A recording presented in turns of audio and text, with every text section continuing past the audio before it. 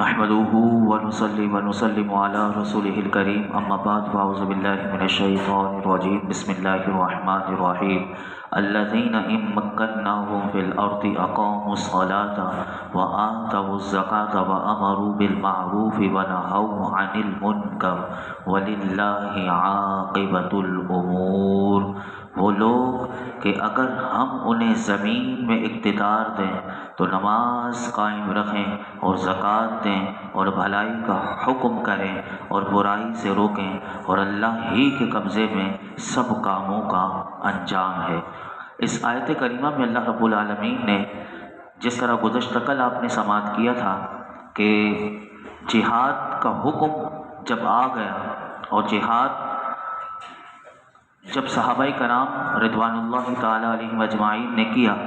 اور انہوں نے اللہ کے دین کی مدد کی، تو پھر اللہ رب العالمین نے جیسے فرمایا تھا کہ جو اللہ کے دین کی مدد کرے گا تو پھر اللہ اس کی ضرور مدد کرے گا۔ پھر اللہ نے اپنا وہ وعدہ کس طرح پورا فرمایا تھا؟ تو فرمایا تھا کہ مہاجرین اور انصار کو عرب کے سرکش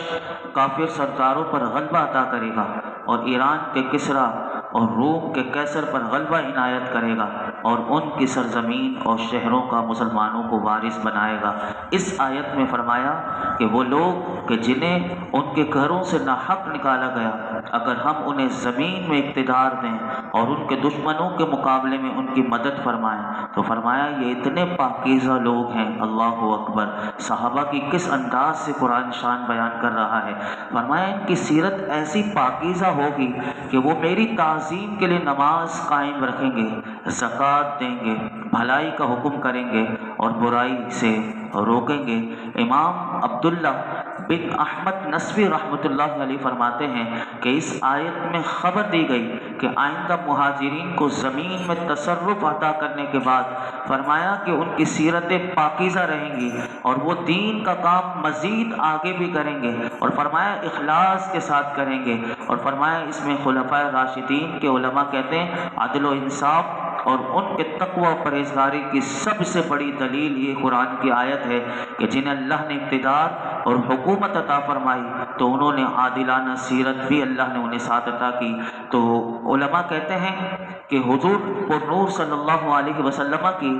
ظاہری حیات مبارکہ میں 4 صحابہ کرام حضرت ابو بکر صدیق، حضرت عمر فاروق، حضرت عثمان غنی، حضرت علی المرتضیٰ رضی اللہ تعالی عنہم اجمعین کو نبی اکرم صلی اللہ علیہ وسلم کی بارگاہ میں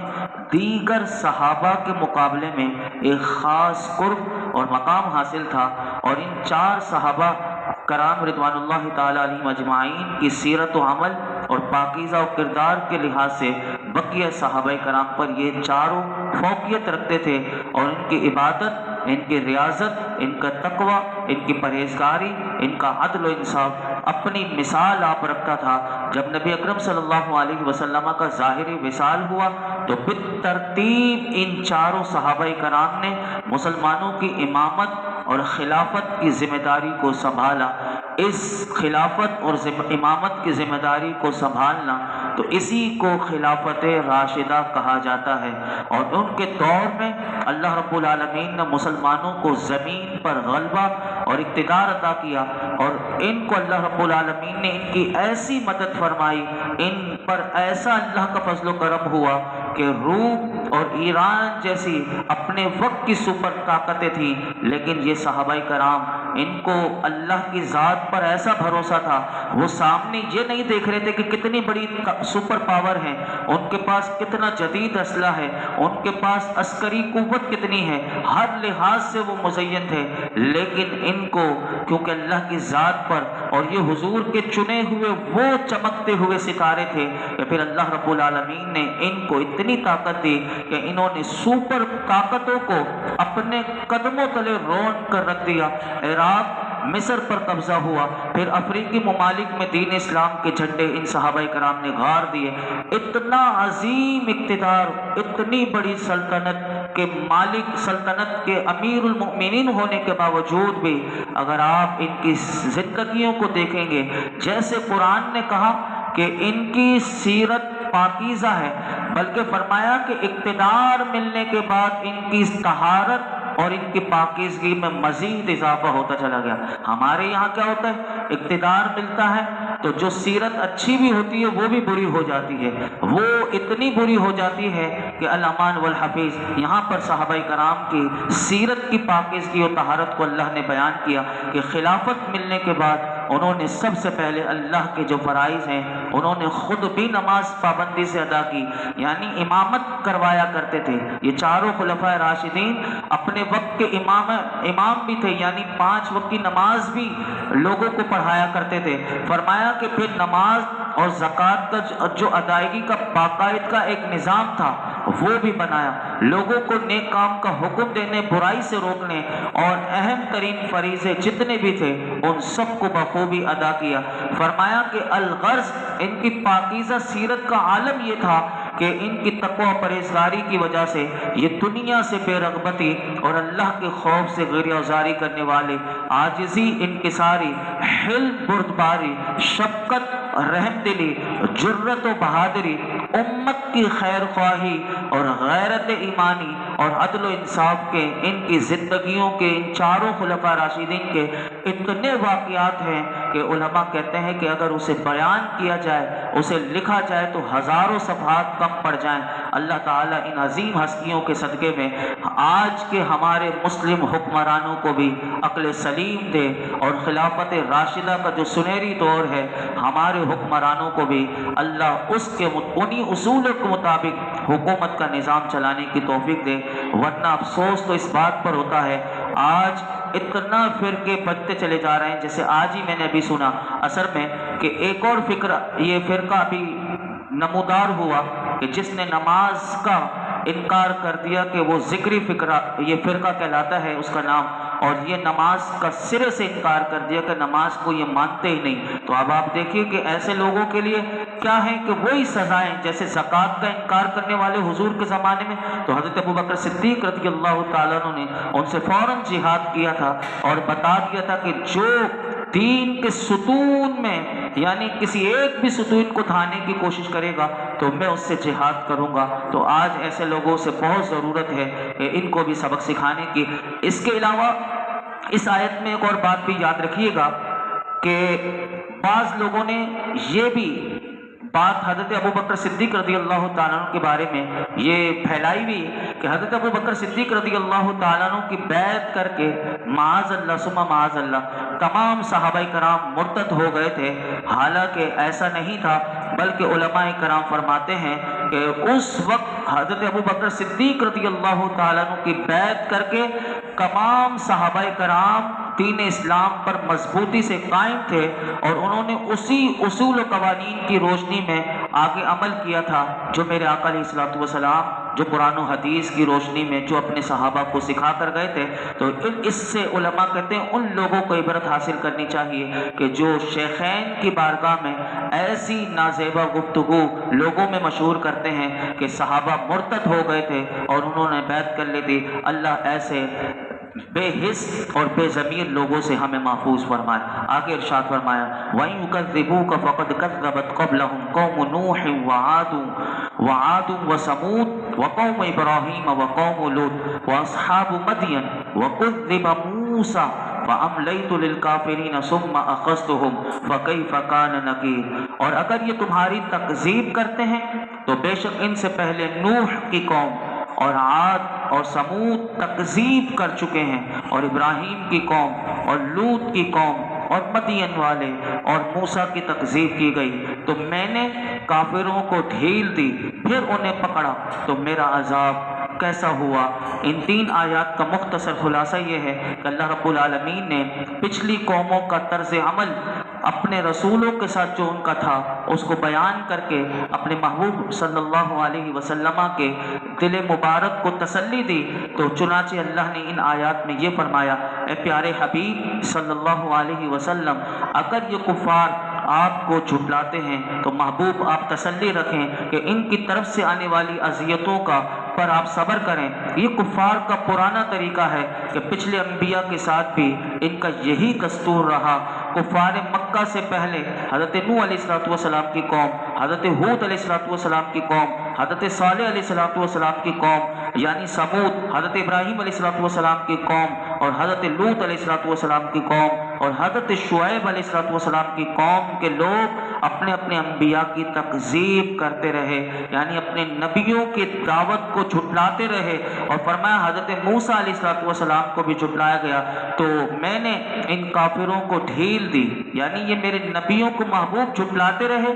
मैंने इन्हें ढील दी और इनके अज़ाब में ताख़ीर की, उन्हें मोहलत दी। लेकिन जब मैंने इन्हें पकड़ा और मुख्तलिफ अज़ाबों से इनके कुफ्र की, इनकी सरकशी की सज़ा दी, तो उन पर मेरा जो अज़ाब आया वो कैसा होलनाक और दर्दनाक हुआ। महबूब आपकी तकज़ीब करने वालों के लिए पैगाम ये है कि उन्हें डर जाना चाहिए कि वो अपने अंजाम के बारे में सोचें और पिछलों के अंजाम से इबरत हासिल करें। अगर ये भी अपनी हरकतों से बाज ना आए तो इनका अंजाम भी बहुत खौफनाक होगा। यहाँ पर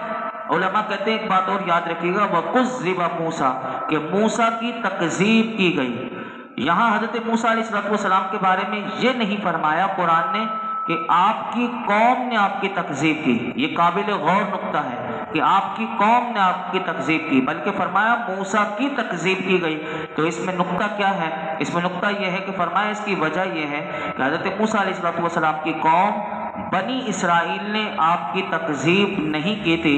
बल्कि फ़िरौन की जो कौम थी जिसको किप्ती कहा जाता है, वो किप्तियों ने हज़रत मूसा अलैहिस्सलाम की तकज़ीब की थी। इसीलिए कुरान ने फरमाया कि मूसा की तकज़ीब की गई। आगे इरशाद फरमाया फ़कअज्जिम मिन क़र्यतिन अहलकनाहा वहिय ज़ालिमतुन फ़हिय ख़ावियतुन अला उरूशिहा व बि'रिन मुअत्तलतिन व क़स्रिन मशीद, और कितनी ही बस्तियों को हमने हलाक कर दिया, वो जालिम थी तो अब वो अपनी छतों के बल पर गिरी पड़ी हैं, और कितने कुएं बेकार पड़े हुए हैं, और कितने बुलंद बाला मजबूत महल हमने बर्बाद कर दिए। इस आयत में मुख्तसर अल्लाह रब्बुल आलमीन ने इन कौमों के बारे में बता दिया कि कितनी ही बस्तियां थी जिन्होंने नबियों को झुटलाया, उनकी दावत को झुटलाया, तो इसमें रहने वाली बस्तियों को हमने हलाक कर दिया। क्यों? फरमाया इन बस्ती वाले, ये सारे बस्ती वाले जिसका नाम लिया, फरमाया ये काफिर थे,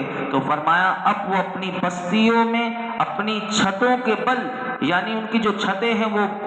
जमीन पर हैं, और फरमाया इनके जितने कुएं थे सारे बेकार हो गए, अब इनसे कोई पानी भरने वाला नहीं रहा। पानी अपनी जगह है, कुएं अपनी जगह हैं, लेकिन अब कोई पानी भरने वाला ना बचा। और फरमाया इन्होंने जो बुलंद बाला महल बनाए थे अब वो खाली और वीरान पड़े हुए हैं, क्योंकि इनमें रहने वाले ये मर चुके हैं। यही हमारे लिए भी बहुत बड़ा पैगाम है, दुनिया में वो काम कर जाएं कि हमारी आखिरत अच्छी हो जाए, वरना ये घर भी यहीं रह जाएंगे और सारी चीज़ें यहीं रह जाएंगी। यही हम सब के लिए पैगाम है कि हम अपनी आखिरत की फ़िक्र करें। दुनिया आर्जी है और ये फ़ानी है, सब कुछ यहीं रह जाएगा। यही कुरान बार बार पैगाम देता है। इस पैगाम को अल्लाह हमें सही मानों में समझने की तौफीक अता फरमाए। अल्हम्दुलिल्लाह रब्बिल आलमीन वस्सलातु वस्सलामु अला सय्यिदिल अंबिया वल मुरसलीन व अला आलिहि व अस्हाबिहि अजमाइन। या अल्लाह पाक जो कुछ हमने दर्स कुरान सुनाया इसमें कोई गलती कोताही हो माफ़ फरमा, अपनी बारगाह में कबूल फरमा। रब्बे करीम हमें कुरान हकीम का फैज़ान अता फरमा, नमाज़ों में खुशू खुज़ू अता फरमा, इखलास की दौलत अता फरमा। रब्बे करीम यकीन की दौलत अता फरमा, अपना फजल करम अता कर दे, अपनी मौलाई करीम अपने महबूब की निगाह करम अता कर दे। इस माह दुरूद सलाम का सदका हमें कसरत से दुरूद पाक पढ़ने वाला बना दे, कसरत से इस्तिग़फ़ार करने वाला बना दे, हमारी आखिरत अच्छी कर दे, हमारी कब्र अच्छी कर दे। रब्बे करीम हमारी मौत अच्छी कर दे, मौत के वक्त ईमान की सलामती के साथ ख़ातिमा बिल खैर फरमा, मौत के वक्त कलमा तय्यबा पढ़ना नसीब फरमा, मौत के वक्त भी ज़िक्रुल्लाह और ज़िक्र रसूल करते हुए हमें दुनिया से जाना नसीब हो। रब्बे करीम तू हमसे राज़ी हो जा, हमें मौलाई करीम ज़वाल नेमत से और बुरी मौत से महफूज फरमा। ये जितने हाज़रीन मौजूद हैं रब्बे करीम सबकी दिली जायज़ मुरादों पर अपनी रहमत की नज़र फरमा। दिल फ़िरोज़ साहब یہ کینسر کے مریض میں ہیں اور یہ بہت بیمار ہیں، ان کے لیے پرچی آئی، رب کریم ان کے کینسر کے مرض کو دور فرما دے، انہیں شفا کاملہ عاجلہ نصیب فرما۔ جتنے کینسر کے مریض ہیں اللہ، جو جس مرض میں ہیں، یہ درس قرآن میں جتنے حاضرین ہیں ان میں جو بیمار ہیں اللہ سب کو شفا دے دے، سب کو شفا دے دے، سب کی بیماریاں دور کر دے۔ وصلی اللہ تعالی علی خیر خلق محمد وعلی آلہ وصحبہ اجمعین۔